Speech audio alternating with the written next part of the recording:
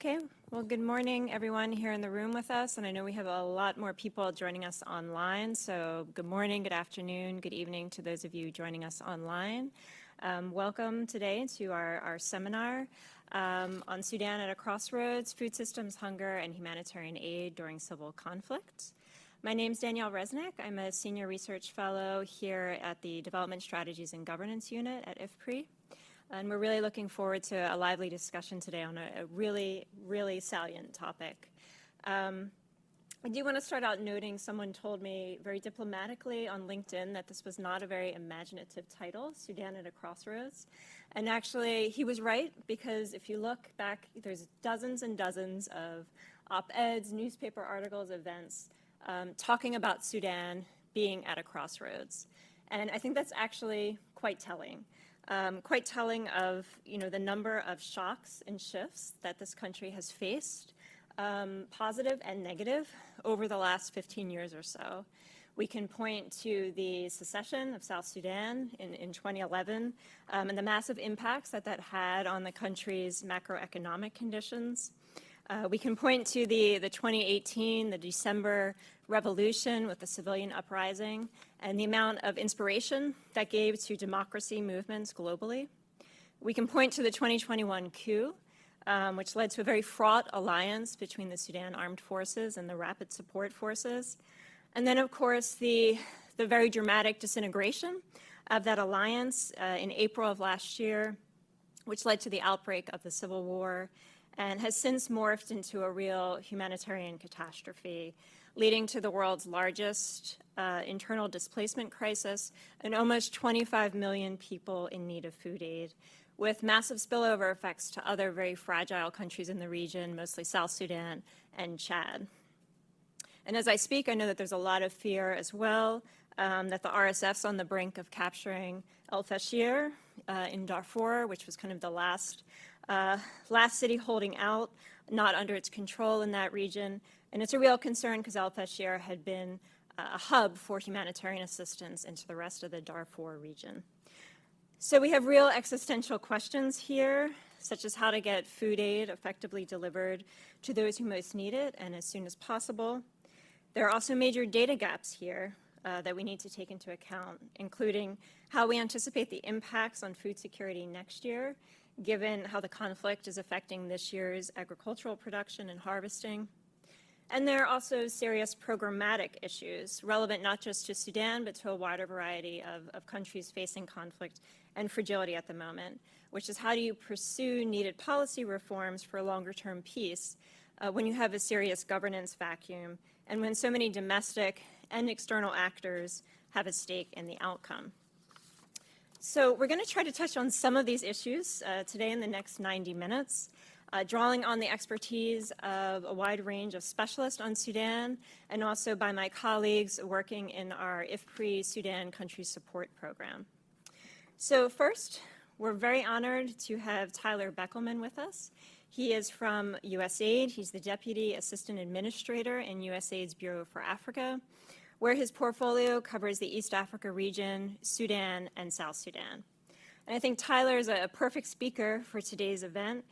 He spent almost 20 years living and working on Africa, and he's really focused on supporting fragile states and humanitarian programs, including previously as the Director of International Partnerships at the U.S. Institute for Peace, as the Director for African Affairs on the National Security Council during part of the Obama administration, and as Africa Division Chief in USAID's Bureau for Resilience and Food Security. So please join me in welcoming Tyler to the podium.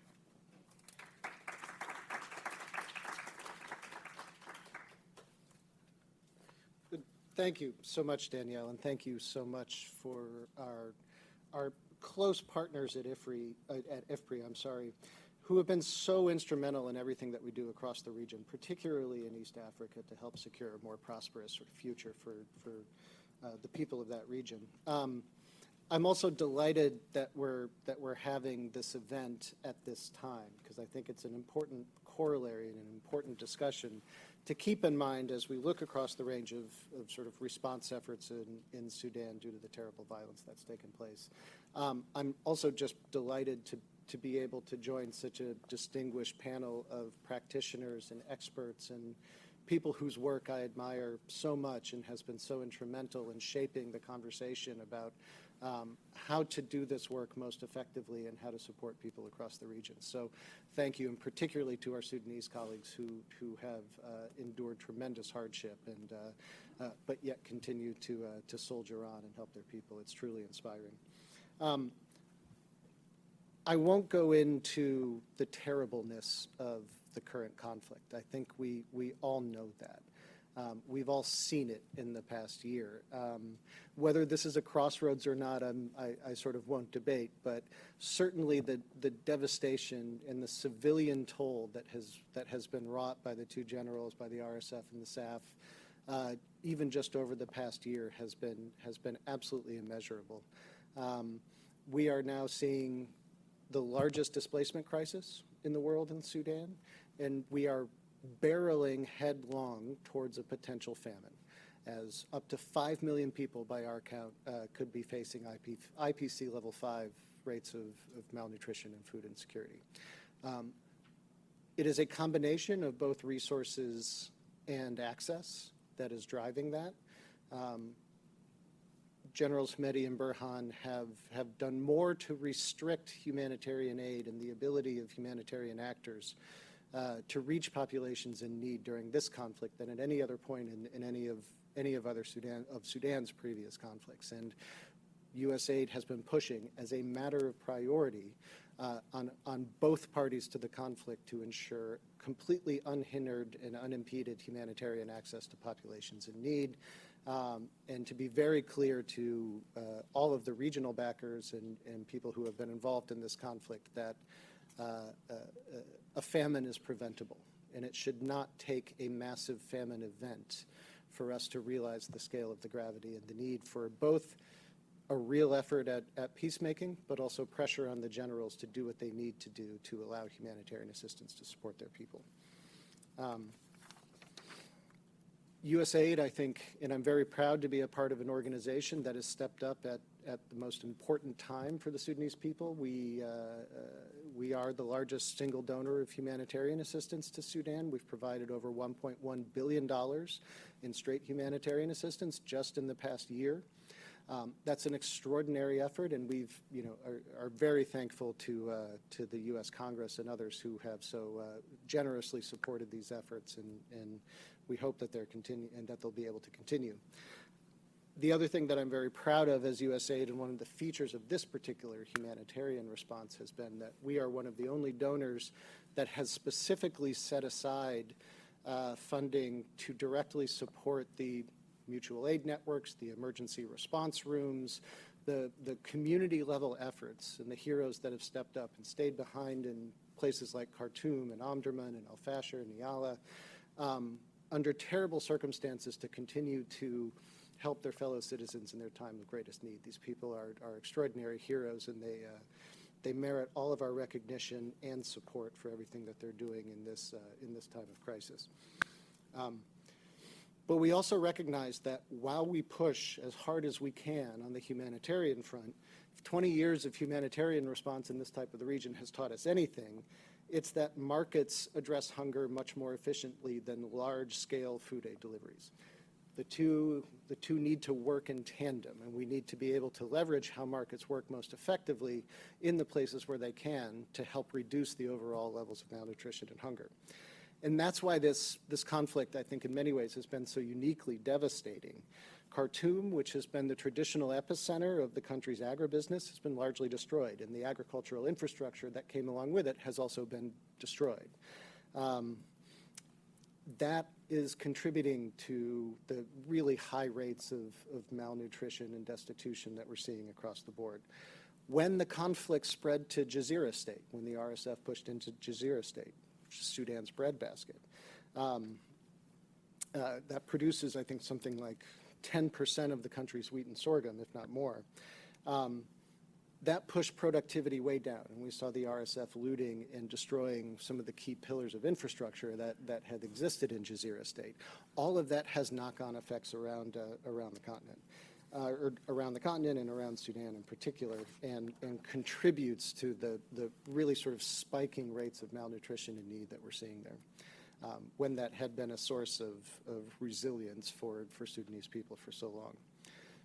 But despite all of that, and despite that grim picture, we still see opportunities to help Sudanese farmers, to help markets function, to be able to continue to leverage that aspect of Sudanese resilience in agriculture as a key component of our larger humanitarian response.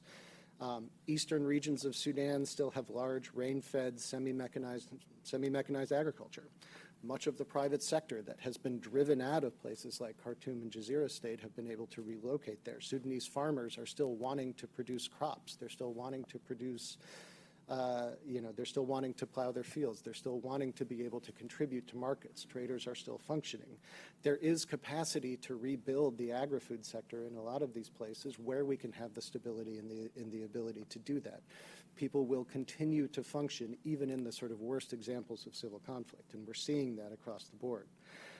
At the moment, our Feed the Future programming, not just our humanitarian programming, but our development and Feed the Future programming, are working in half of Sudan's 18 states, predominantly in eastern Sudan, where we see the opportunity to continue to support Sudanese farmers and private agribusiness, providing seeds and agricultural inputs, fertilizer, access to finance, post-harvest handling and processing, all of the things that we would sort of normally do and really want to do in a development context, we still see as necessary in this. And our ability to match that with the sort of large-scale humanitarian operations that have had to come on board, I think, has been a unique and particular feature of this effort.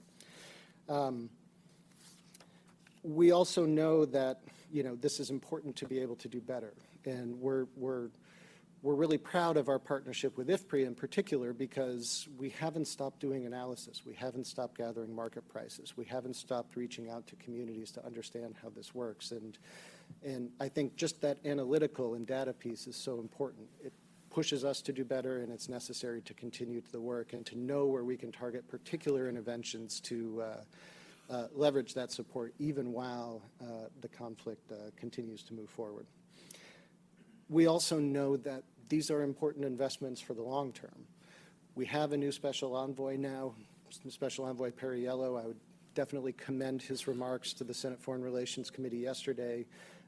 We are doing everything that we can to support peace efforts in the long term, and we know that given the importance of Sudan's agricultural sector, that helping rebuild this sector is going to be a crucial component of building long-term and durable peace when we convince the generals to silence the guns.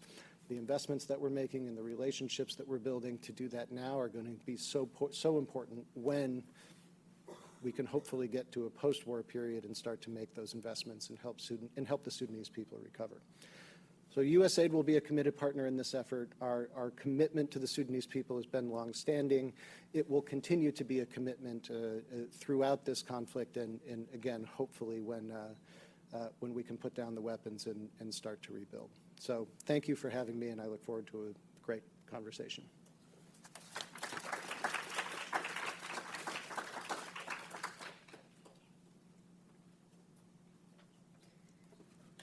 Thank you so much, Tyler, for I think that providing us a very nuanced overview about the targeted approach USAID is engaging in Sudan and marrying together the kind of market approach and the humanitarian side. We're now going to turn online to our next speaker, who is Professor Alex Duvall. He is a professor at Tufts University in the Fletcher School of Law and Diplomacy, and he's also the executive director of the World Peace Foundation. Professor Duvall is quite well known to anyone who works on the political economy of food security and conflict in the Sudans or the Horn of Africa more broadly. Among his many publications include Mass Starvation, The History and Future of Famine, The Real Politics of the Horn of Africa, and New Pandemics, Old Politics, 200 Years of War on Disease and Its Alternatives. In 2009 to 2011, he served as an advisor to the African Union's high-level implementation panel as part of the negotiations leading to the independence of South Sudan. So we'll hope he'll provide an overview of the many layered crises that we're seeing in Sudan over space and time, and really how we got to today's situation. And I hope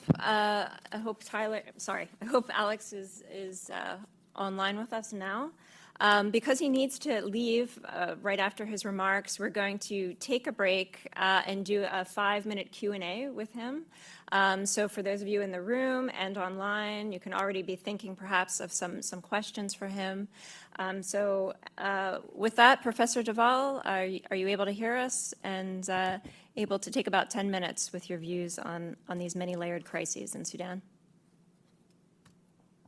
Thank you very much, Danielle. I hope you're seeing and hearing me fine. And thank you for convening this extremely timely, in fact, extremely urgent symposium. And I really hope that urgent and effective action comes out of it. Let me just start by saying that a month after I went to Khartoum as a graduate student, and I went to Khartoum because it was the center at that time for the University of Khartoum was the center for the study of humanitarian issues. There was unparalleled expertise in Sudan, and still is, of course, on these issues. A month after I arrived, there was a publication called Sudan at a Crossroads. That was in 1984. I was there, and my PhD was on the famine in Darfur. And I'm going to refer to what is happening today as a famine. I know that the IPC is reluctant to do so, but I think let me just give 3 reasons why I will call it a famine for our purposes today. So some 20 years ago, when the scales that became the IPC were being drawn up, there was a prototypical scale drawn up by my colleague. The first such scale, Stephen Devereux, drew it up. And that put the threshold for famine at approximately sort of 3.5 on the IPC scale, somewhere between crisis and emergency. And what we call IPC 5 today was severe famine. And there were 3 reasons for this. One was children already start to die at that level. The second is that famine is not an event, it is a process. And by the time you get to severe crisis, into emergency, the process is well underway. And the third was that experience tells us, experience going back to 1984, if not earlier, that you need to cry famine to get the ear of policymakers. And the fear was that if we were to put the threshold for famine very, very high, as in fact was done, policymakers would only respond with the urgency required when it was too late. And indeed, if we look at South Sudan, during the years 2014 to 2018, some 190,000 people, mostly children, perished. And only 1,500 of those perished in places which were determined to be in IPC level 5. So the overwhelming majority of excess mortality was in emergency and crisis. Now, let me go back a little to a key episode during Sudan's history, which is 2011, when South Sudan seceded. And at that point, the 2 governments promised to work together to achieve 2 viable states. They did not honor that commitment. And that, I think, is the point of origin for today's, what I'm calling, famine. The viability to which they committed had economic and political components. I'll focus on the economic ones. The Sudanese economy was characterized by massive external debt and an international, mainly American, sanctions regime, an external factor. It was characterized by addiction to oil, which had funded the economy and a huge boom and a political system, and the inescapable prospect of losing that oil, traumatic decarbonization, we could call it. And then massive, major structural inequality between a relatively affluent center and impoverished regions. And the agreed plan for addressing the first 2 elements was a combination of transitional financial arrangements with South Sudan, which remained oil rich, and a joint approach to the donors and creditors, what was called a debt for peace swap. These were the economic plans. The plan for addressing number 3 was political, which was an embrace of diversity, allowing those from marginalized regions to be properly represented, and democratization. There was none of these commitments were honored. So the economic plan turned into an economic war between Khartoum and Juba over the issue of oil. The South Sudan cut off the oil. And that led to economic collapse in the north. And instead of the north, Khartoum, using the end of oil as an opportunity for developing the productive sector, particularly small-scale agriculture, it embarked on a gold rush.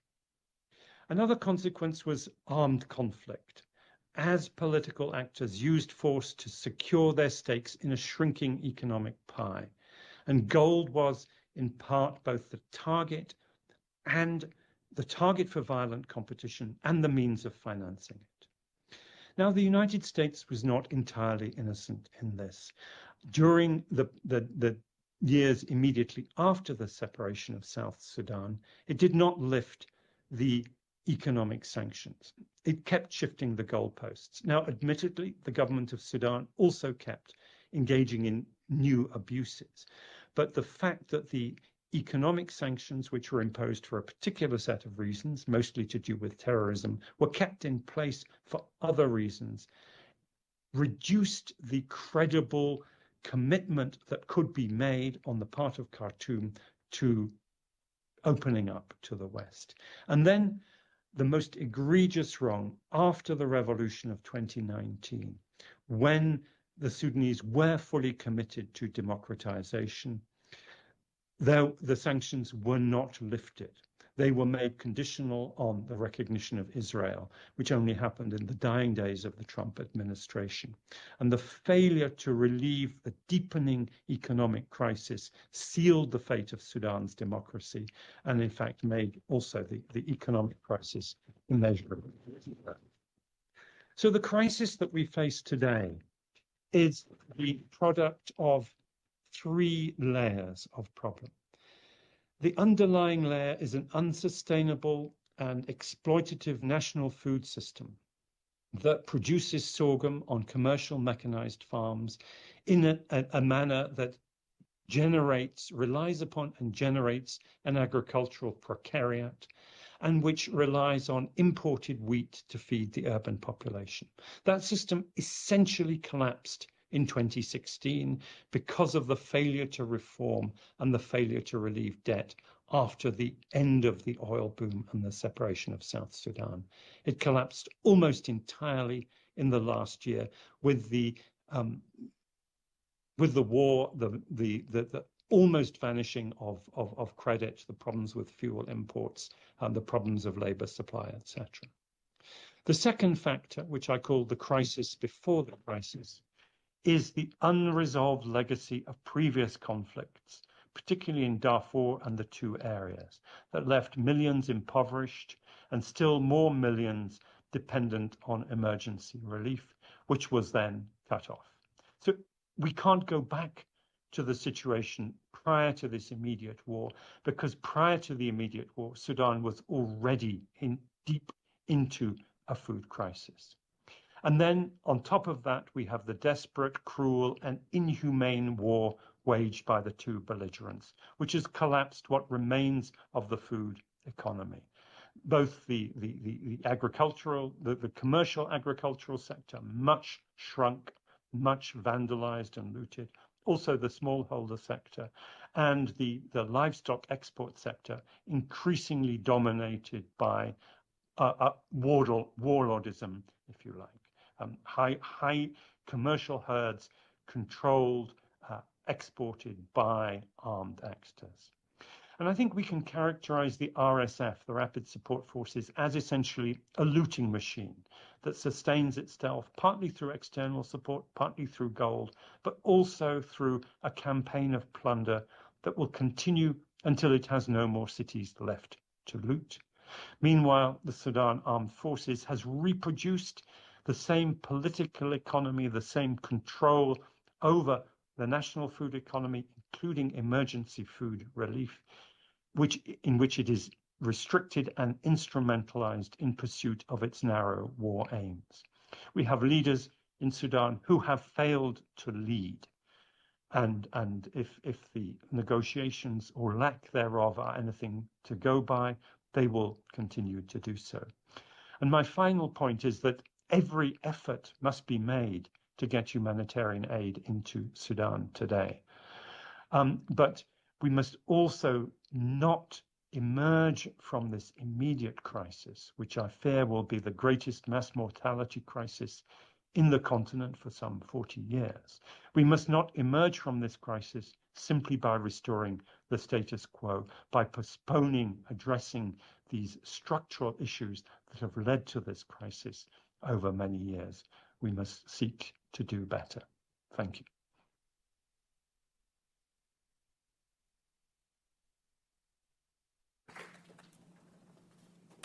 Thank you so much, Alex. That was a wonderful overview of from 1984 to the present of these different crises.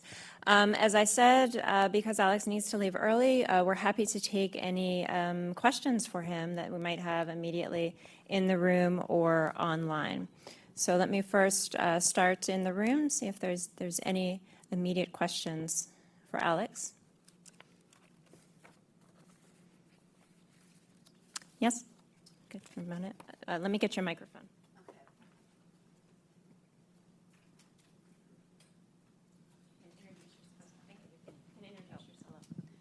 Hello, I'm Mona Stephan.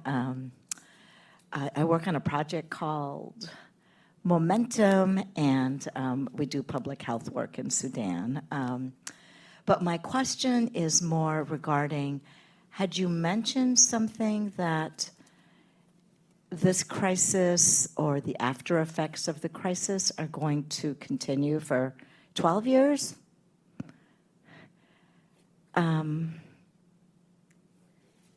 Did I hear that correctly? I didn't.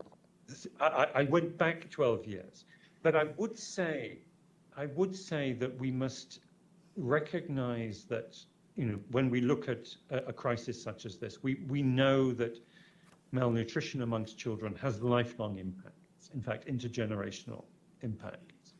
But also we need to see famine or food emergency and anything that is in IPC levels 4 or 5 as a societal trauma. And the famine that I studied for my doctoral research, which is the famine of 1984-85 in Darfur, caused such profound societal trauma.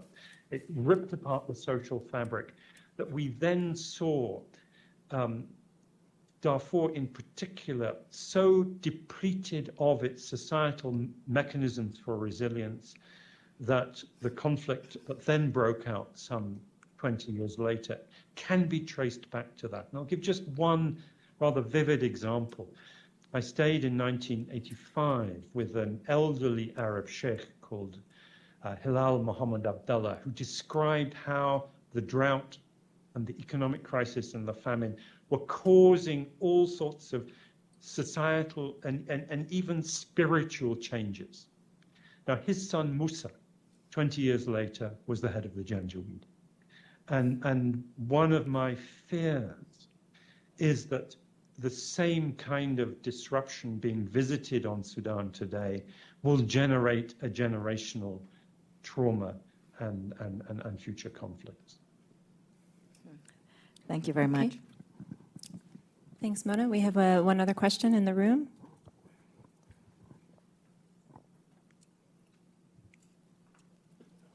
Thanks, Professor DeWaal, for being with us. I'm Ryan Nearing from the Natural Resources and Resilience Unit here at IFPRI. I just want to ask a question on something you picked up on about one of the development objectives being a focus on small-scale agriculture. And I'm just curious the extent to which agrarian issues such as land inequality, for example, or something else, might also be one of the drivers of the conflict, if at all, in either across the Sudans or within either one? Thanks.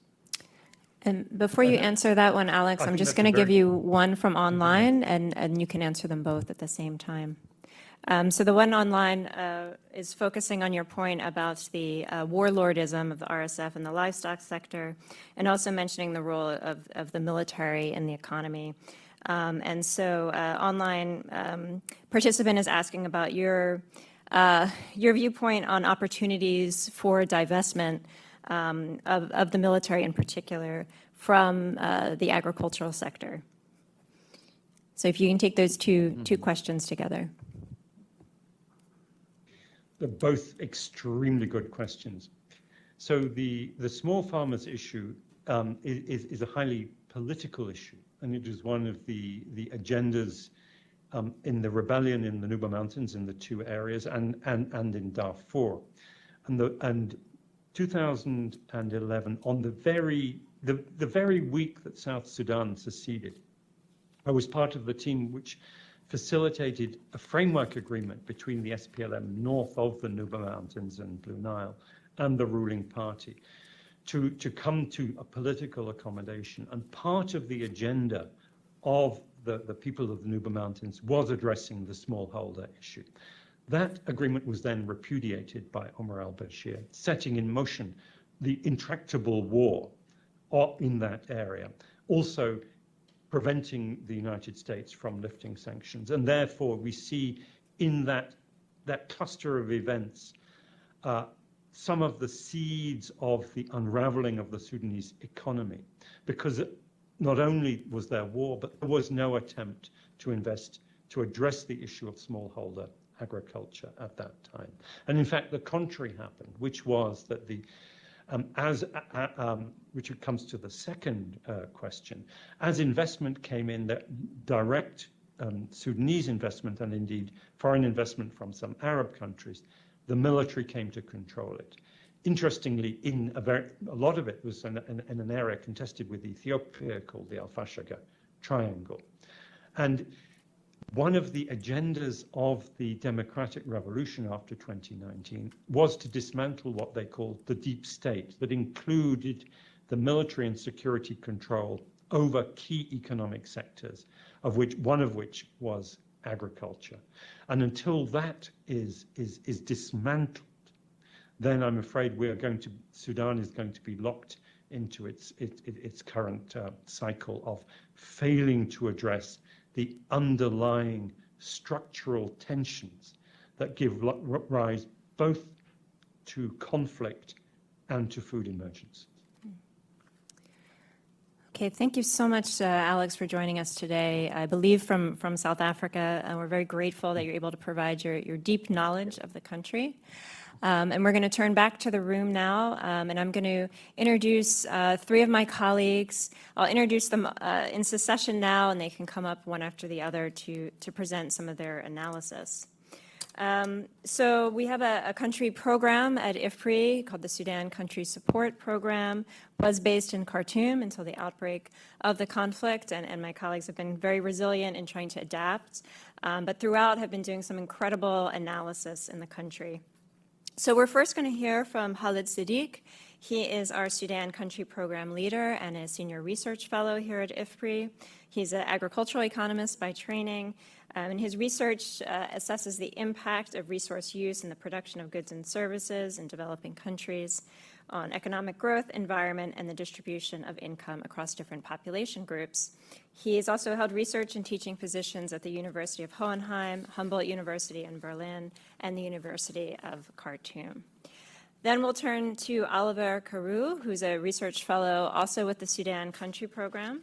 His research focuses on agriculture and economic transformation, markets and trade, livelihoods and nutrition, and development strategy and investment planning. And he was previously a senior researcher and postdoc fellow at the Center for Development Research at the University of Bonn in Germany. And then finally, we'll turn to Pauw. He's a senior research fellow in IFPRI's Foresight and Modeling Unit, where he co-leads IFPRI's country modeling team, working on a wide range of development and agricultural policy issues, and has worked throughout the continent. He was a country program leader in Ghana and also Malawi, and served as the regional coordinator for FAO's MAFAP program in Ethiopia. So Khalid, please.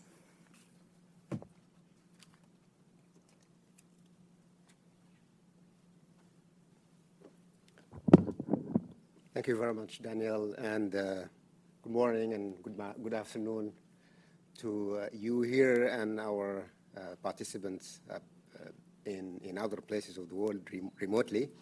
This part of the presentation would focus on the food security situation in Sudan based on a rural household survey that IFPRI has conducted in collaboration with partners from the UN system.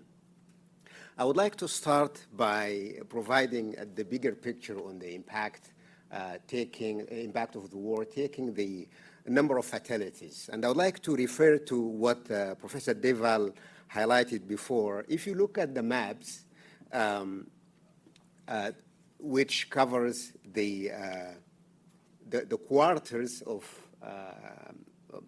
the years from the first quarter of 2023, which was before the war, looking at the shades here being the number of fatalities, you can see that before the war, there were fatalities in different places of the world.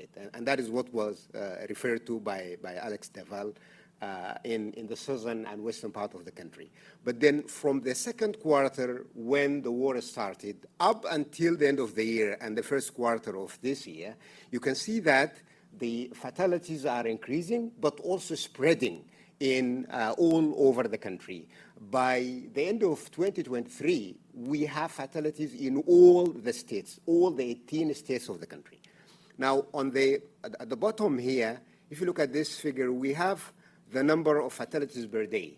And so this is between April 15th and February 15th, 2024. One thing we could look at, we could notice is that we have days where more than 100 people were killed. But more importantly, we can see that all over the period, since the war started until now, we have people losing their lives every day. Now, let me highlight the methodology we used to collect data. This is a nationwide rural household survey. We used computer-assisted telephone interview mechanisms to overcome the challenge of collecting data in person. We're happy under these circumstances to achieve the amount, the sample we originally planned, 4,504, despite the challenges. And the stratification for that sample was done at the state level, covering all the 18 states of the country. And we were able to select the individual household in each state randomly.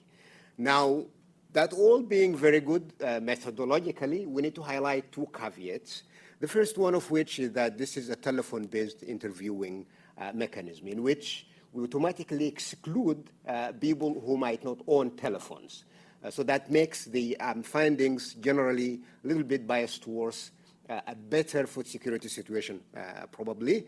And the second observation is that the data was collected at the end of 2023 and early in 2024. Reports suggest that the food security situation in Sudan has worsened after January 2024.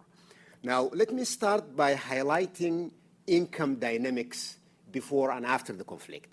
And in this part of the slide, you can see the income sources before and after the conflict. Before is in green, after in orange. And one observation I would like to highlight is this one here, the salaried work in non-agriculture, in services and industry. As you can see, the green has dropped by more than half. So people relying on salaries basically declined by more than half. And another observation is at the end here, when you see non-income generating employment, people falling in unemployment has increased by almost 10 times due to the conflict.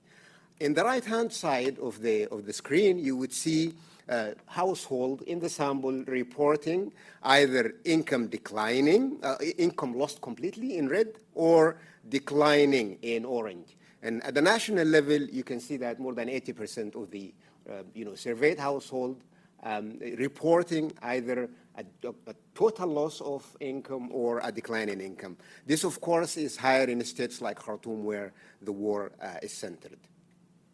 Now, the first indicator we would like to use as an indication of food insecurity is the household food insecurity experience scale. And here we can see that at the national level, 59% of the household has reported that they are experiencing moderate to severe food insecurity.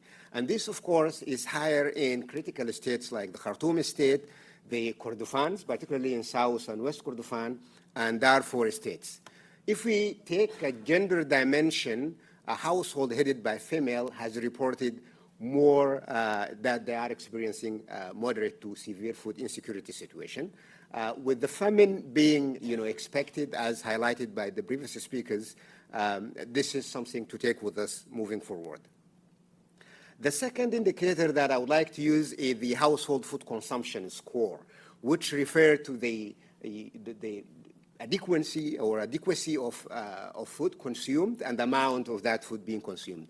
We use on this part of the slide the data that has been collected by WFP in the first quarter of 2023, that's before the conflict start, and our survey data, which is collected at the end of the year. So our data is in orange, and the WFP data is in green. And again, you see that the share of households reporting that they are consuming inadequate food is very high in orange as compared to the green bars, almost in all the states, with the exception of only two states of the country. In the right-hand side, we have the food consumption score, and based on this, you can see the total or the country level, more than, so like 38% of the household reported that they are consuming poor diet or borderline diet. And of course, if you monitor the situation across the states, you see that the Kordofans and Darfur's Blue Nile states are the most critical states. The third indicator that we can use to report on food insecurity is household hunger scale. And this report, the share of household that are in moderate or severe hunger situation. At the national level, again, we have more than 30% of the household reporting that they are facing moderate hunger or severe hunger. States like the Kordofans, particularly West Kordofan, are very critical. Now, just to summarize and conclude, considering the food insecurity situation, 59% of the household reported that they are facing moderately to severely food insecurity situation. The critical states are the Kordofans and Darfurs, but also the Blue Nile state. Most of the household has resources that is less than a week worth of access to adequate food. And the situation in the Darfurs, Kordofans, and the Blue Niles are more critical. Looking at the dietary intake, 38% of the rural household considered in the survey are consuming inadequate diet. Of course, the same states I mentioned earlier are confronting the most critical situation. Looking at the kind of food consumed by household, cereal and oil were dominant, but more nutrient kind of foods are less consumed or less frequently consumed, especially in the critical states I mentioned earlier. Additional conclusions and recommendations will be drawn by my colleague Oliver, who would present on the shocks and livelihood strategies. Over to you, Oliver.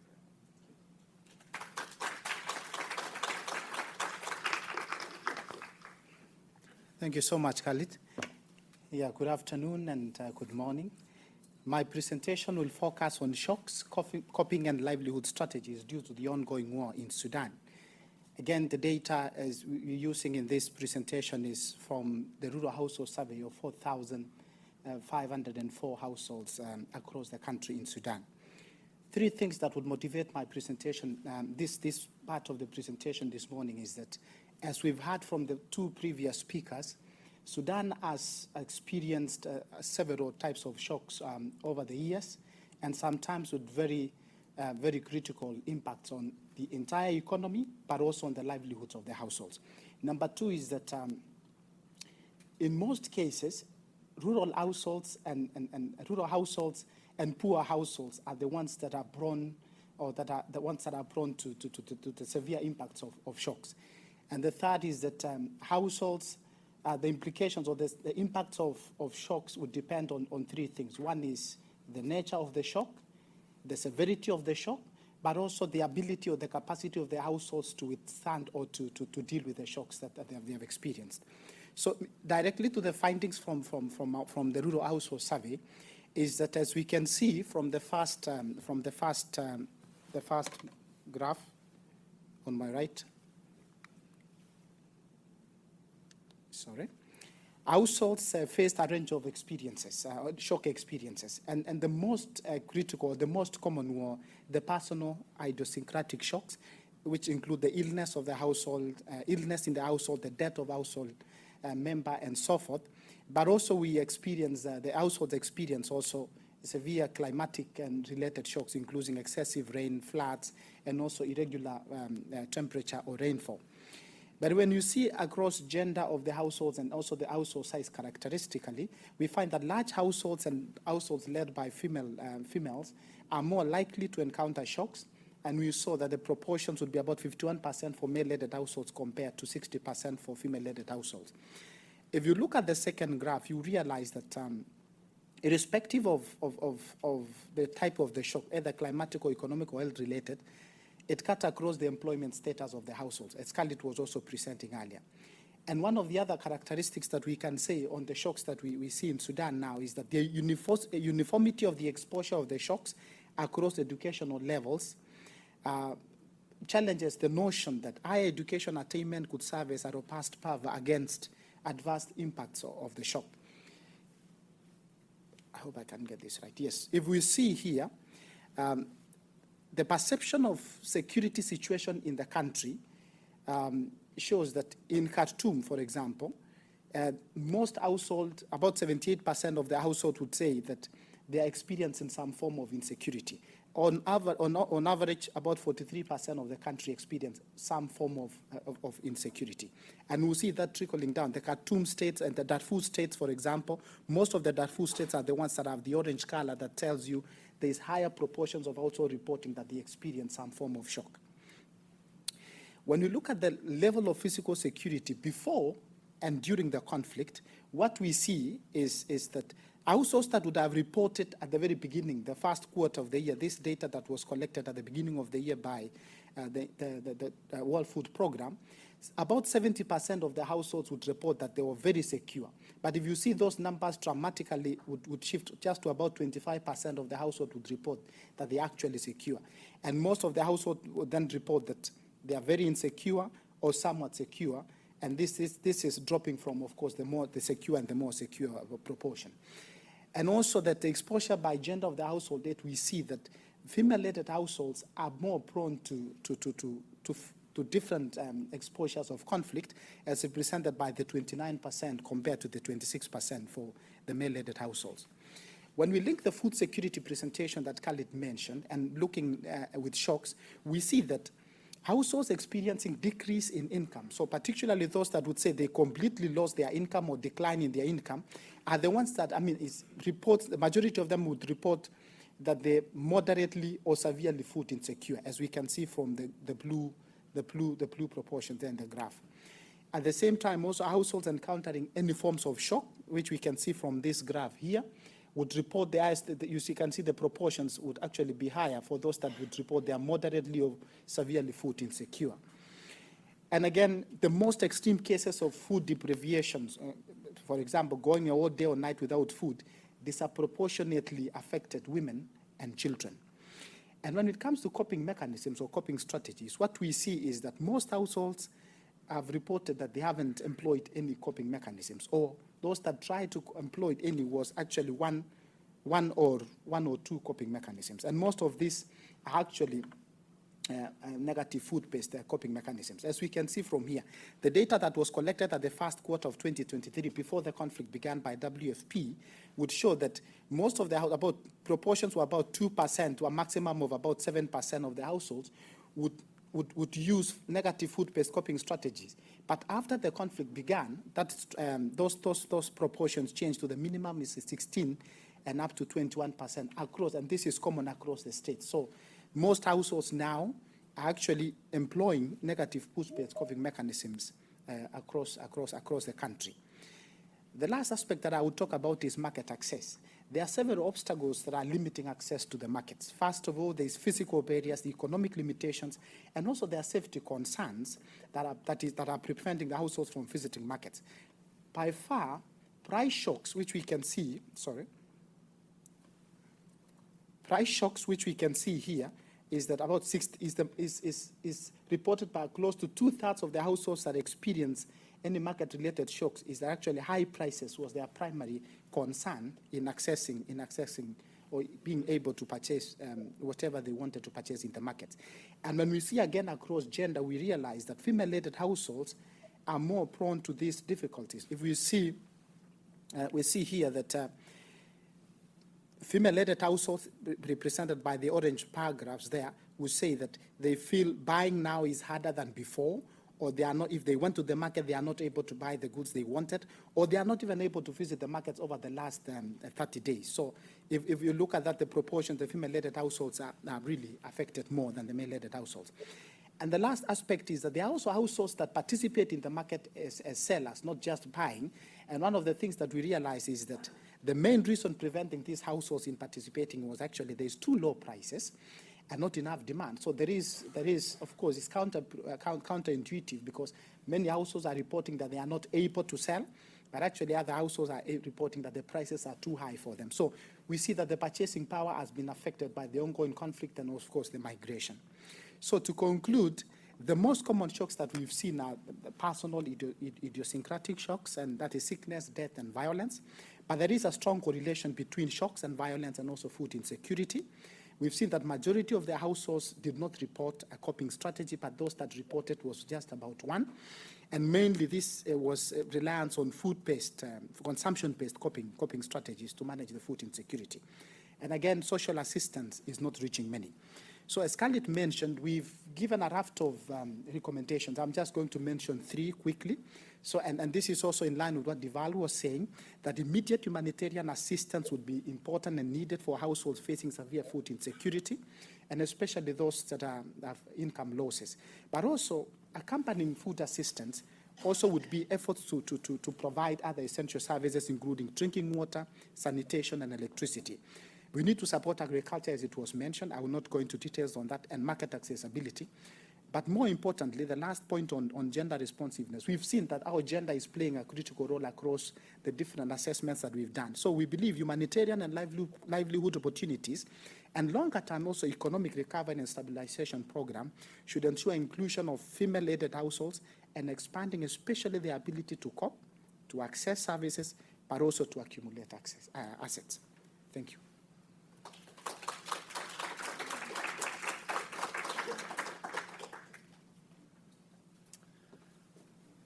Thank you, Danielle. Thank you, Oliver and Khalid.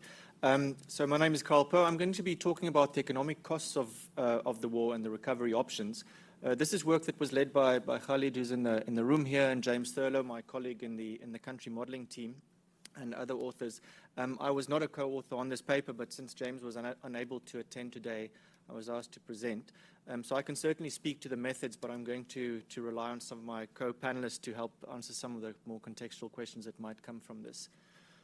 So we've seen with the preceding presentations that the conflict has been associated with significant loss of lives, destruction of assets, disruption of income sources, and this kind of evidence really forms the basis of some of the growth projections that we've seen coming out of the World Bank, IMF, etc. And things don't look too good. But even though we have these national growth projections, we still have a fairly limited understanding of exactly what the implications of this would be in terms of household welfare. Yes, we do have very valuable surveys, such as Oliver and Khalid just presented, but really we need a modeling approach to fill in some of those gaps, simply because those surveys at this point are not really nationally representative yet. So the objectives here is to model the impacts on income distribution, poverty and undernourishment of the war, and then also to look forward and look at some of the, the effectiveness of different policies that can help accelerate the recovery process. So we use what we call the Rural Investment and Policy Analysis Model. This is an economy-wide model framework that we have here at IFPRI. As you see on the diagram on the right here, it captures all the different productive activities in the economy, agriculture and all its subsectors, mining, manufacturing, services, and all those subsectors. And it models those interactions not only between these different activities in terms of input-output linkages, but also between your activities and your households via these two key markets, factor markets and product markets. So as these different activities are disrupted, we expect to see an impact on households via wages and profits. But as prices change in the economy as well, even those households that are not directly linked to these different sectors that are being disrupted may be affected via changes in prices. And because it's an economy-wide framework, we also incorporate the role of government and rest of the world through trade relationships and so on. And a feature of RIAPA is that it has a very detailed representation of the agri-food system.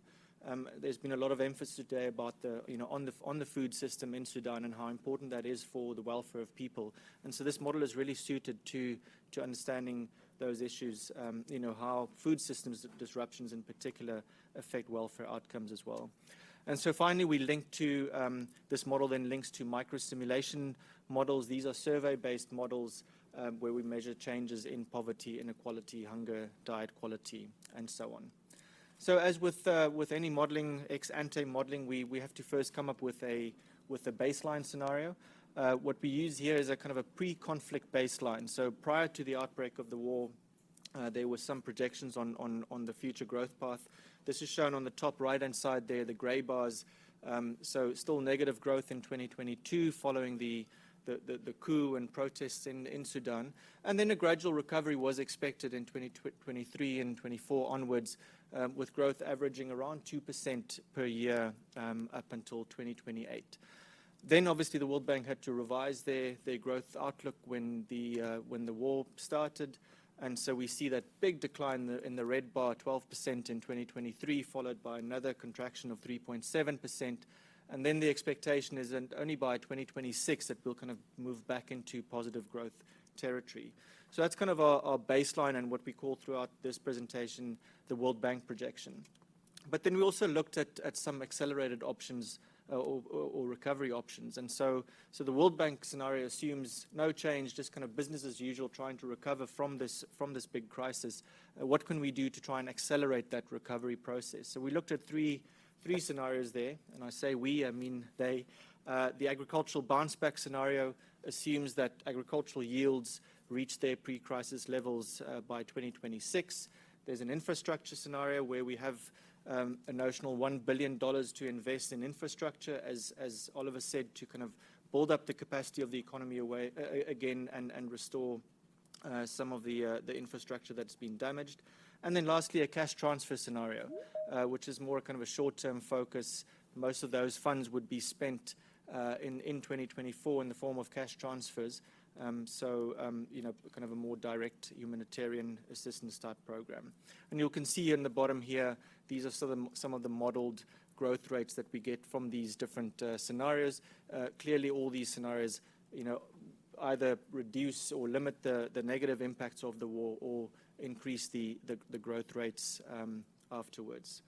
So just focusing on some of the welfare results very briefly, we see as a result of the war an additional 3.4 million people falling into poverty by 2024, and similarly an additional 1.7 million people falling in, becoming hungry or dropping below the threshold, the minimum calorie requirement threshold.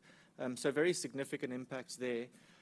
What I don't show on this figure here, but we have that in the, or the authors have that in the paper, much larger poverty impacts in urban areas, and that really speaks to, the concentration of the war activities in urban areas where some of these industry and services sectors have been particularly affected. So around 2/3 of people who become poor or undernourished are actually located in urban areas.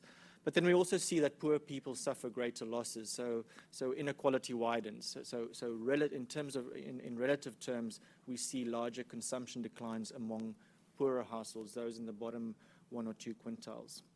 In terms of the recovery scenarios, we see the agricultural bounce back scenario really hastens the recovery.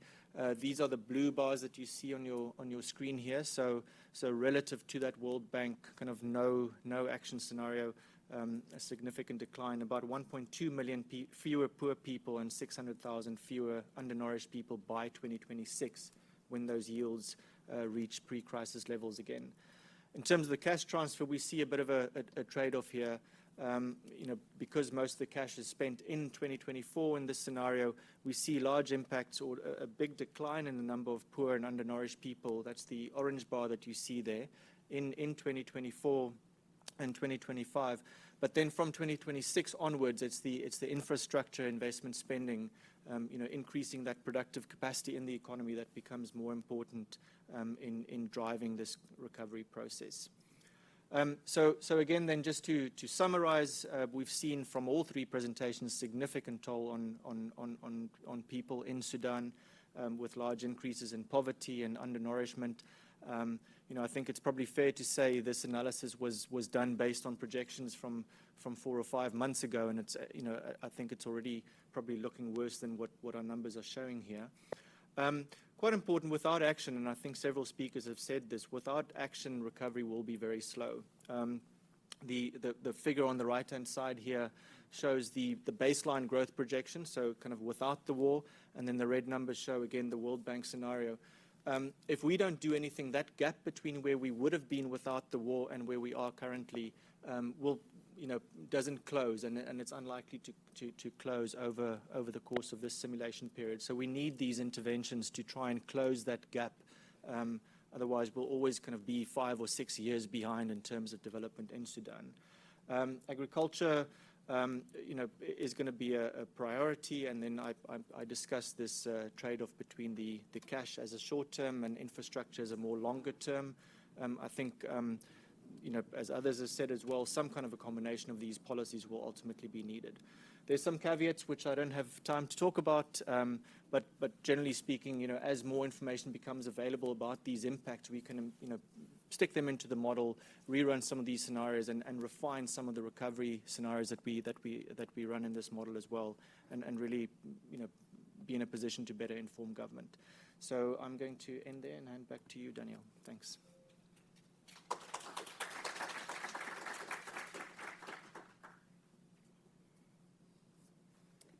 Okay, well, thanks, Karl, Khalid, and Oliver for providing us those detailed snapshots of the economic impacts of the conflict from both a survey perspective and from an economy-wide modeling perspective. And we have one final presentation. We're going back online again with the pleasure of having Dr. Ibrahim Elbadawi with us today. Alex was joining us from South Africa. Ibrahim's at the other end of the continent in Cairo, in Egypt. And he has been since 2017 the managing director of the Economic Research Forum. Between September 2019 to July 2020, he also served as Sudan's Minister of Finance and Economic Planning in Prime Minister Abdullah Hamdok's government. He also previously served as the Director of Research at the Dubai Economic Council and as a lead economist in the Development Research Group at the World Bank. He's published widely on various topics, including macroeconomic and development policy and democratic transitions, including one of his more recent books with Cambridge University Press on understanding and avoiding the oil curse in resource-rich Arab economies. So Dr. Elbadawi is going to provide us, I think, with, again, a broader perspective, echoing a little bit what we heard from Alex, but also thinking about ways forward, especially on the political front and with political negotiations. So, Dr. Elbadawi, I can manage your slides from this side. You just tell me next slide.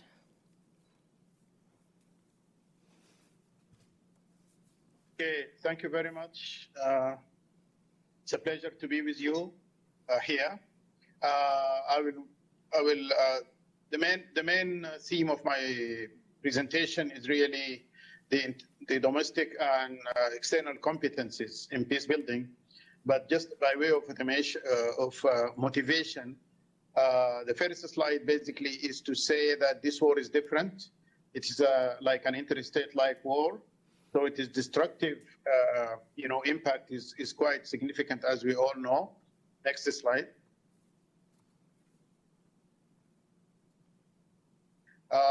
This war is different and constitutes an existential threat for Sudan because even though it is largely now can be characterized as a factional military war or conflict, due to the fractionalization in terms of the society of Sudanese society, it is very high. There is very high risk that, as well as, of course, the external interventions in this that has been widely documented, it's very likely that this war will morph into an ethnic, regional, large-scale violence, and is likely also to be a long-duration civil war.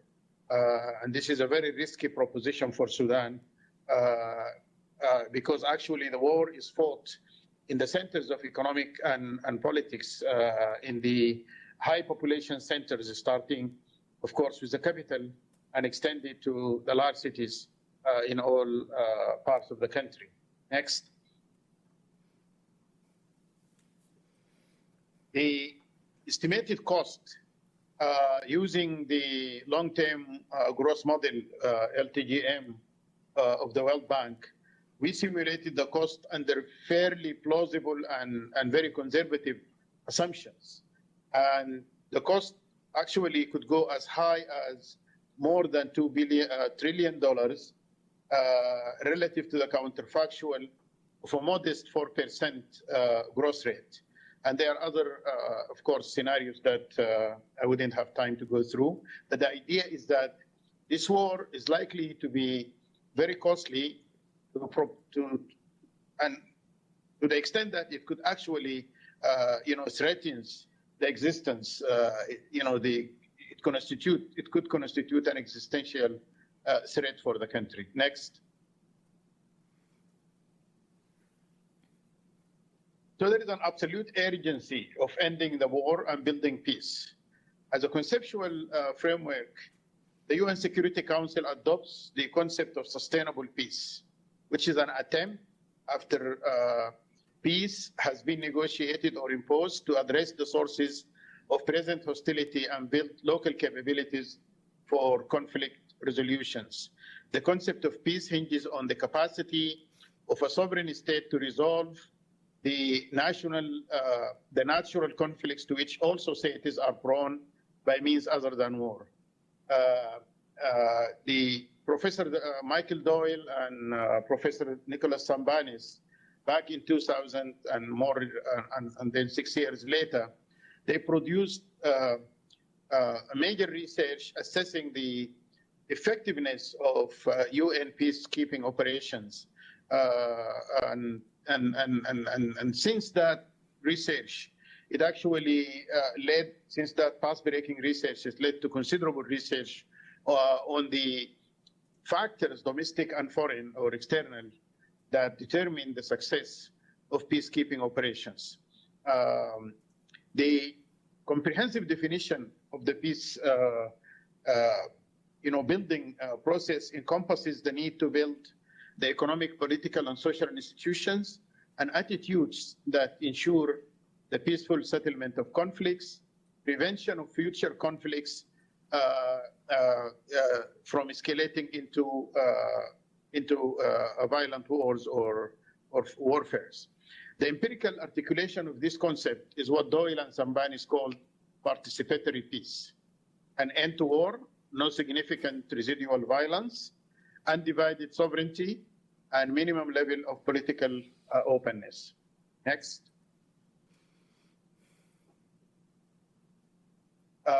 The concept of peace triangle is a benchmark model proposed by Doyle and Sambanis for analyzing the prospects for peace. It's built around the competency, domestic competency, which is the strength of social capital, and the robustness of domestic capabilities for post-war recovery, and international capacities in support of the peace building. The main idea behind this concept is that the peace building triangle model is that the international competency element can ameliorate the negative impact of the high hostility level and low local capacity. In practice, the role of an adequately mandated and fully equipped multidimensional UN peacekeeping force operation would be critical. However, it is pertinent to stress that unlike unilateral, non-neutral external interventions by individual countries, proper UN peacekeeping operations operates under very strict mandate that ensures neutrality and impartiality and subordination to sovereignty of the country in question. Next.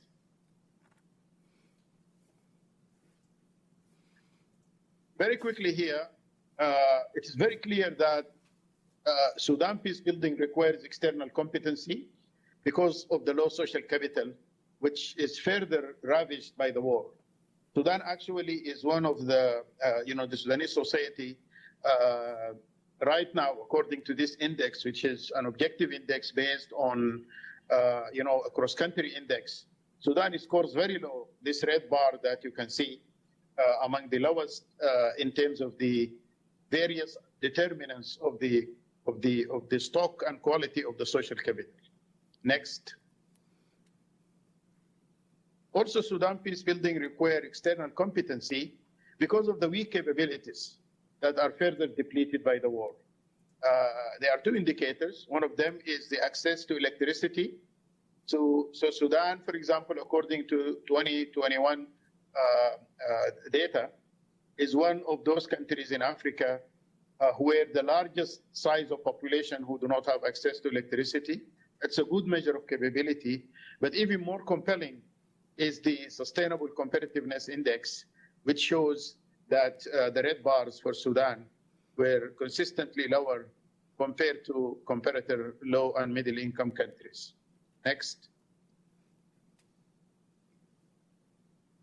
So the lesson from Sudan past building experiences would be relevant in this context. Sudan nation building discourse is not only impaired by conflicts, but it was also plagued by dysfunctional peace building initiatives. There were 4 regionally and internationally supported power sharing agreements and 3 regional UN missions. All of them actually turned out to be very disappointing, including some disastrous ones like the Comprehensive Peace Agreement, which led to the partitioning of the country, and the Juba Peace Agreement, which obviously sowed the seed for the coup and the preemption of the constitutional process ushered by the December Revolution. Next.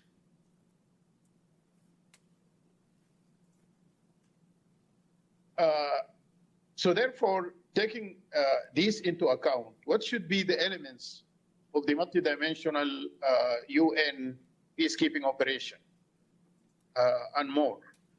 Invoking the Doyle and Sambanis concept of the peace triangle, success hinges on shoring up social capital and rebuilding institutional capabilities, which requires a broad-based coalition for democratic civil peace. However, the extent of damage wrought by this war and the evolving military contest between the two armies leaves little chance for ending the war, much less rebuilding sustainable peace without external support. Therefore, securing a decent chance for peace, the third side of the peace triangle must be a multidimensional, transformative UN regional peacekeeping operation. However, multidimensional PKOs are effective in promoting the quality of peace, but not it is long-term sustainability. This is one of the most important findings in the more recent strand of the literature, that UNPKOs at best improves the quality of peace, but not the sustainability of peace.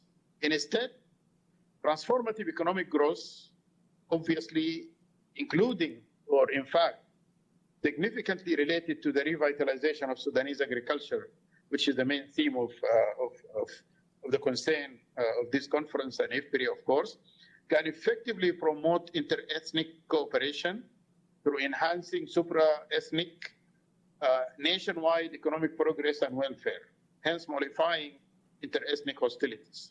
Moreover, growth is not only a major driver of sustainable peace, it is also a major determinant of sustainable democracy. Next.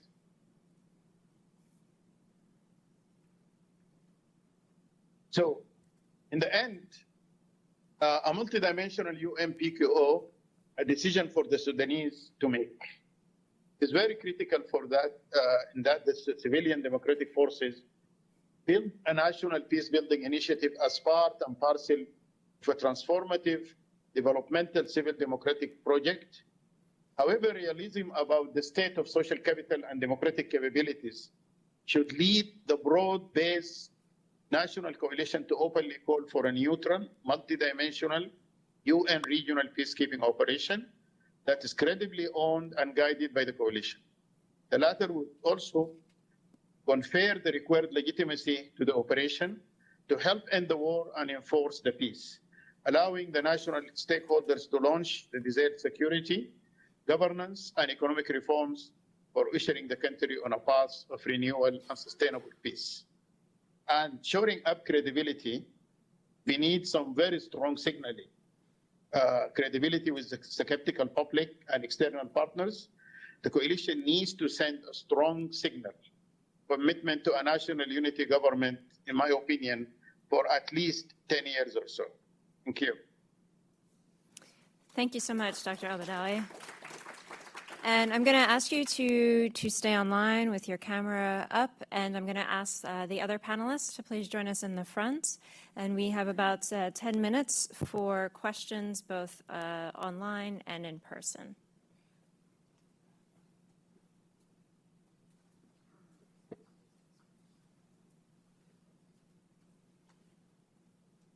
Okay, so we'll first start with those who've joined us here in person, and we have two already. Please come to the microphone if you can and introduce yourself. Hi, my name's Hatem Zaid. I'm affiliated with American University. Currently leading a research project on aid delivery in Sudan. I wanted to follow up on a point that Mr. Beckelman had mentioned about the mutual aid groups.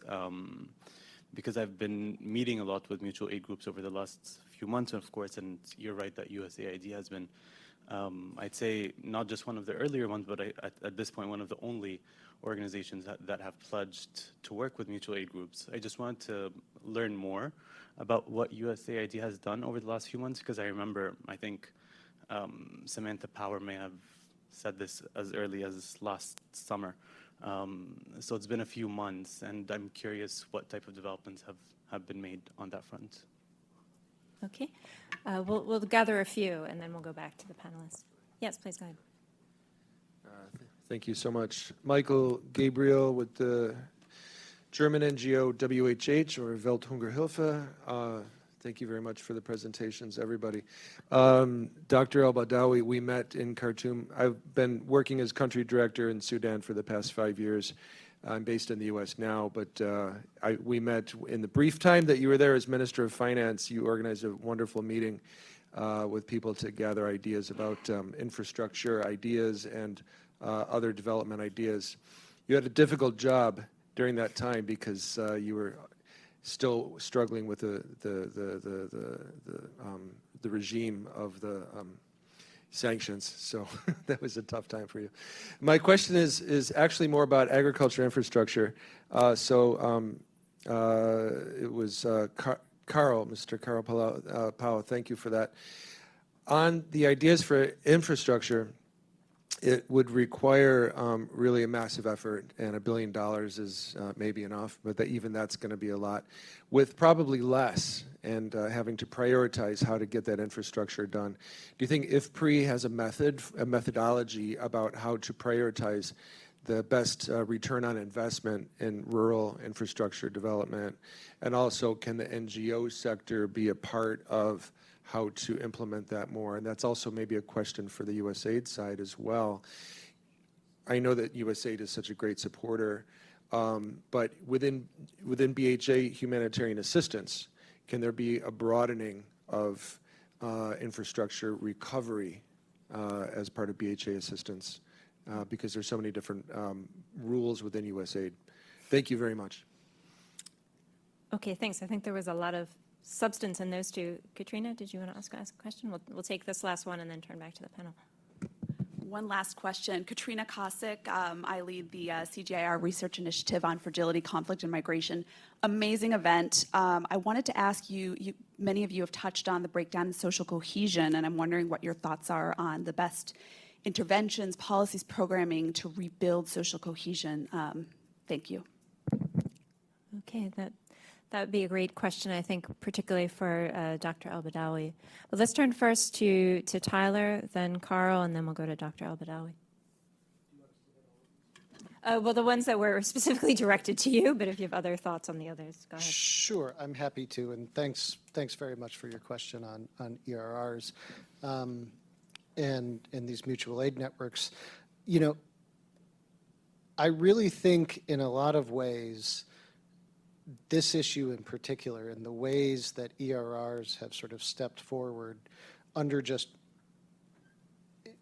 terrible, like awful circumstances, daily threats, fighting in their cities, rape, looting, brutality, all of that has been probably the most important bright spot in an otherwise sort of very grim situation.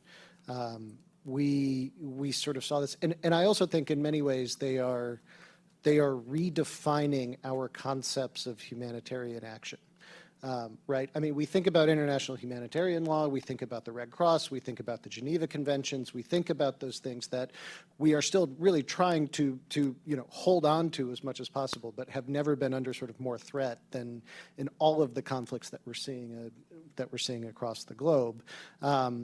And we think of humanitarian actors as NGOs who are registered, who have the Red Cross, who operate under those principles and are recognized as such. And that's been in a lot of ways, really problematized in a good way by these ERRs and the way that they've sort of stepped forward. And so the challenge that we've had as a donor is how do we adjust our systems to get them the resources that they need? How can we do that more effectively while still, working within the parameters of law and accountability and everything else that we have as donors to do that? And I think it's prompted some really, really interesting conversations that are at the forefront of what USAID calls localization, but really means how to get resources to people who are doing the hard frontline work of actually helping their fellow citizens in this conflict.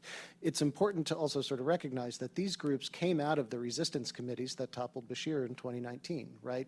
They are citizen and youth activists, and they are going to be the future, that will help rebuild Sudan when we hopefully get into this better state. So in terms of what we're doing, we always try and walk a very fine line as USAID, as donors, as sort of partners, to not be, too specific about the support that we're providing and to whom, because of the, sort of very obvious and very real protection risks that these groups face, right? We don't want to be, by talking about this, putting them in a situation where they're targeted, particularly by the belligerents, more than they already are, and they are every day being targeted by really, really awful people. But, and so we don't talk about it as fulsomely as we might, but we do talk about it in generalities. And I'm, exceptionally proud of the ways that all offices across USAID, it's not just the humanitarian part of USAID, but across all of the work that we do have found ways to drive resources to these groups and help support them in their time of need. And I traveled with our Deputy Administrator, Isabel Coleman, for the Paris conference a couple of weeks ago, where we announced a specific $15 million set aside that we're going to use to continue to support these groups and drive them directly through, in addition to the support that we're already providing them through what I would call the sort of normal humanitarian infrastructure. So, happy to sort of speak more about that. But I think this has been a really, really important feature of the way that actors have stepped up during this conflict. On this question of what USAID can do in, broadening the sort of scope of what constitutes humanitarian action and recovery. I mean, anybody who has worked with us knows this is an age-old challenge, and certainly in a situation of a more restricted budgetary environment, there are sort of certainly pressures on humanitarian assistance to be focused on those things which are crucial and life-saving.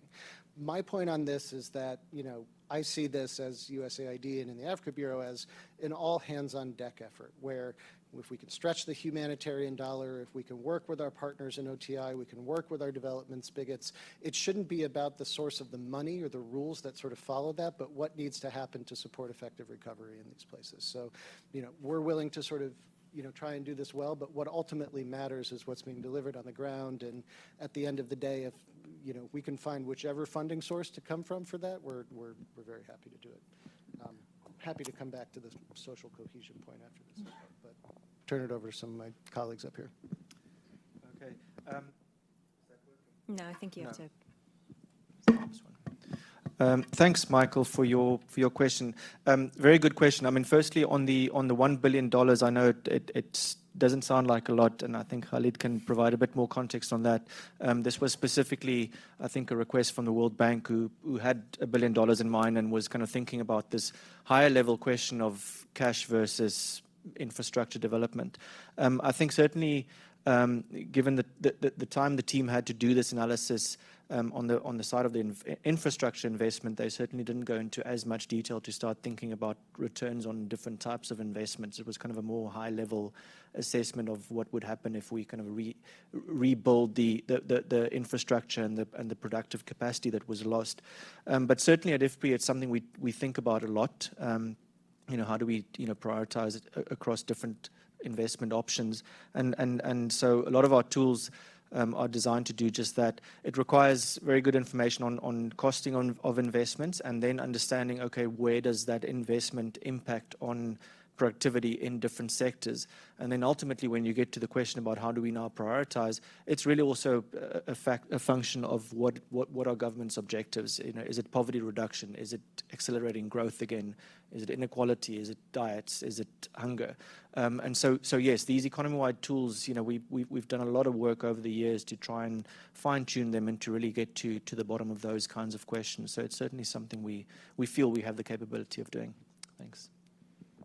Okay, great. I do want to turn to the social cohesion question, which I think is quite a big one. I do want to also, though, throw out two other questions that came online, one for Khalid and one for Oliver, and then we'll turn to Dr. Elbadawi. Khalid, someone was asking, to what extent will the local production of the next summer season improve the food security situation? And Oliver, someone pointed out that one of your slides was showing that more than 70% said that they have not been affected, particularly by the conflict. Is there something particular about that group, or is it just a geographical artifact in terms of where they're located in the country? While you're thinking of those, I'm going to turn to Dr. Elbadawi to see if he has any thoughts on Katrina's social cohesion question. Yes, can you hear me? Yes, we can hear you. Yes, yeah, this is a great question. I think really this war, kind of present a serious challenge for the Sudanese society, civil society, peace democratic forces in order to reconstruct and reconstitute a concept of belonging to a larger cause, which is really the country itself, the nationhood. Because actually, despite the lofty slogans of the two military protagonists, it's very clear that actually they are now moving towards further aggravating the cleavages and the divisions within Sudanese society, which is already a highly fractionalized, polarized society. And I think this would require a strong commitment to a social contract with both political and economic aspects or dimensions that would actually, create some sort of hope and belonging to overcome the tendency of, unfortunately, many communities within Sudan to look for subnational,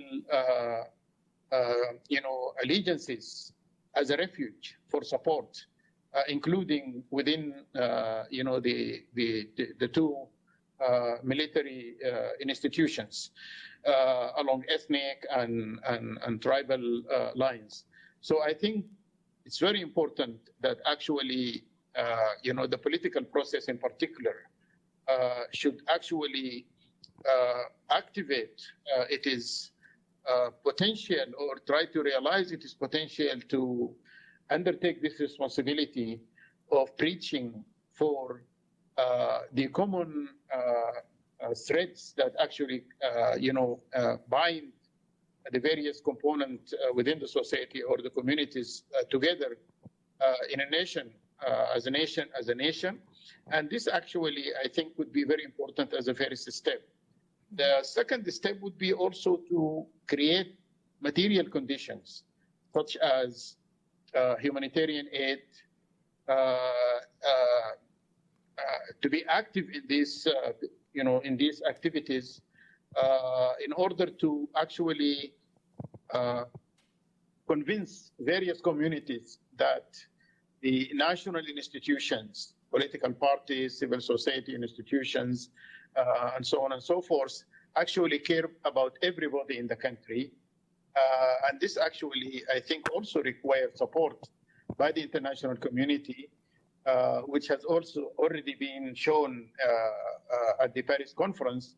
But we need more than that in terms of sustained support and pressure on the drive, on the warmongers who are actually now calling for a military solution and what have you, to actually ensure that their external support is cut off, that they don't have the means to continue to prosecute this war, and to, of course, adopt strict neutrality, because actually, unfortunately, both sides to the conflict, either because they actually want to reverse, the December revolution and the will of the Sudanese people, or if, on the other hand, the other side may not even have the capacity to make good on the promises that they are making about being, the protectors of democracy.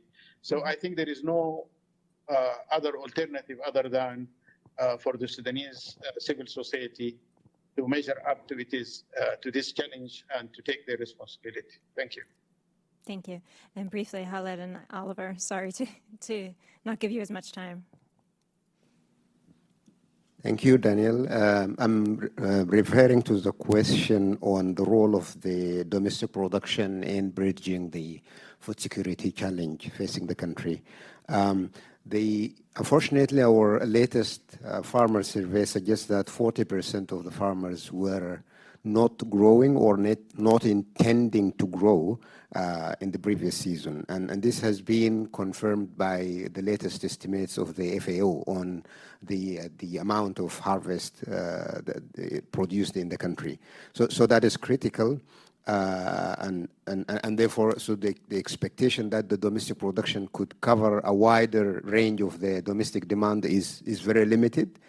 Moving forward, however, I think it will be critical if the interventions, especially now with the pledges being made in Paris, to diversify methods of intervention and relate particularly cash transfers to provision of inputs for agricultural production.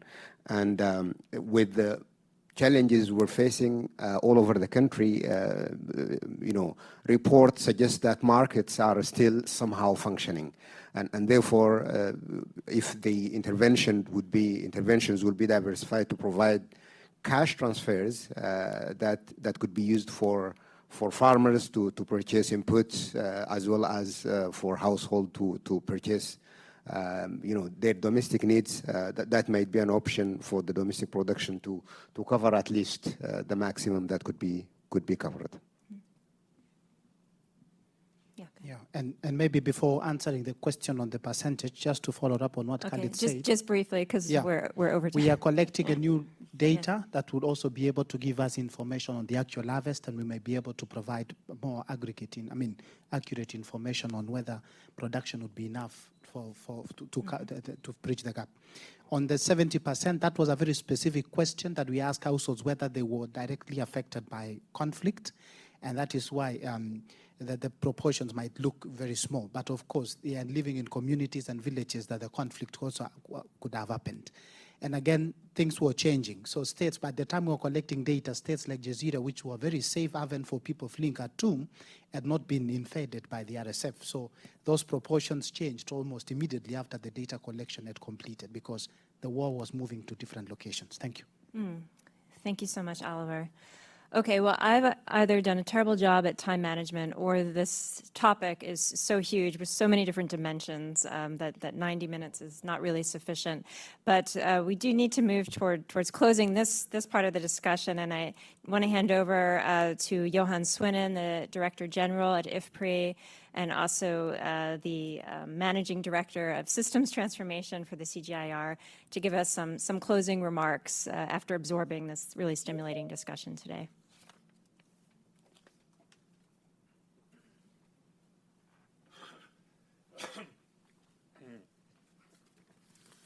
Thank you very much, Danielle, and good to see all of you are still here, very active in the room, I would say, and online as well.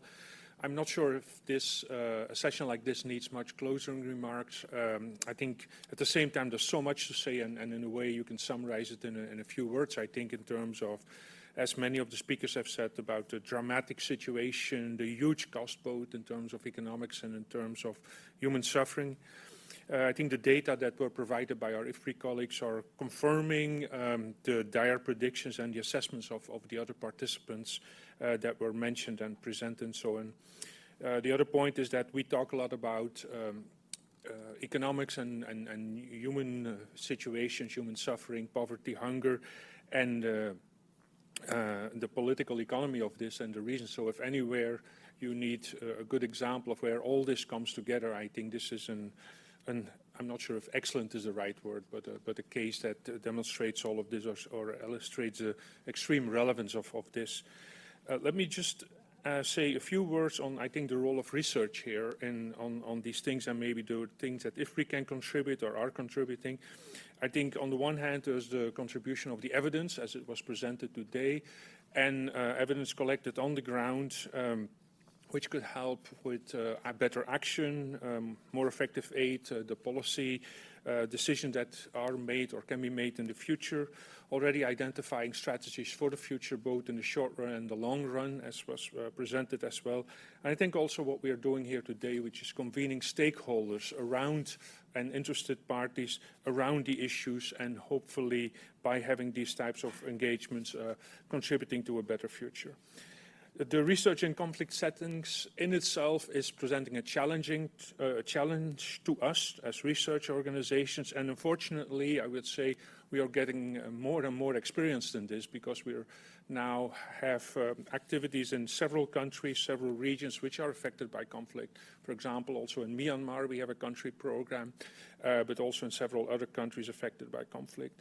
Katrina, as she mentioned during her intervention, is leading a whole research initiative, fairly broad research program on conflict, fragility, and migration, which is specifically focused on these things. And again, in all these things, the interaction of political, economic issues, technical issues as well, requires a multidisciplinary approach also from the research perspective. We're working very hard of putting that together. I also think the combination, what was presented here, of having survey work, modeling, experimental methodologies leads to, I think, a comprehensive view on where we are and where we should be going. And I think particularly, and this is something which I have come to appreciate more and more since I joined IFPRI a couple of years ago, is the combination of local knowledge, where you have data which are based on actual data, information collection on the ground, but also linking that with global understanding of issues, of basically situation of models, etc. I think is quite unique here. And so our country strategy support program, which we now have in Sudan, linked up with the overall research, global research programs and strategy, I think embed those two, integrate those two, is really crucial and highly productive also in yielding the type of results that some of which were presented here today. So let me just end by thanking a number of people and organizations. So first of all, I should thank all the speakers today, both in the room and online, and all of you who are with us here today, both in the room here and online. I should thank Danielle. Your timekeeping was not so bad. It's, I think, but you did a great introduction. I think the moderation was very good. Definitely our IFPRI staff, the research leaders who are with us here today, but there's also people in the countries who couldn't join us, and I think Hala Abu Shama and Mosab Ahmed have done a lot of work behind the scenes, or behind the scene today. At least Paul Dorosh has given great leadership in DSG for the Sudan program as well. I should definitely thank very much USAID for funding a lot of this work, for engaging with us and having the vision of setting up the Sudan program, the country program, for being with us today. Beckelman spoke, of course, but there's several other colleagues from USAID here, and we really appreciate that, not just in Sudan, but I think more generally in many countries where we need that type of support, or the countries need that type of support. I should also mention that we are collaborating with local institutions in the country, in the region, which is of course important, and some of the other CGIAR centers like CIMMYT, for example, in their sustainable agri-food systems approach for Sudan. I think I've got everything except just a few very important people who are here and made this session run very well. Our CPA people who are done a fantastic job as usual, I should say. Mabel Gomez, Jamet Falik, Chris Day leader, Michael Go, and I think also Ramela Carrion from DSG played an important role in the organization. And with that, thank you all for being here. And I think this is just one step in the longer process, maybe, Danielle, for the future in terms of the title of the session, in terms of at the crossroad, maybe hopefully at the crossroad, which would give the way forward, hopefully. Thank you very much.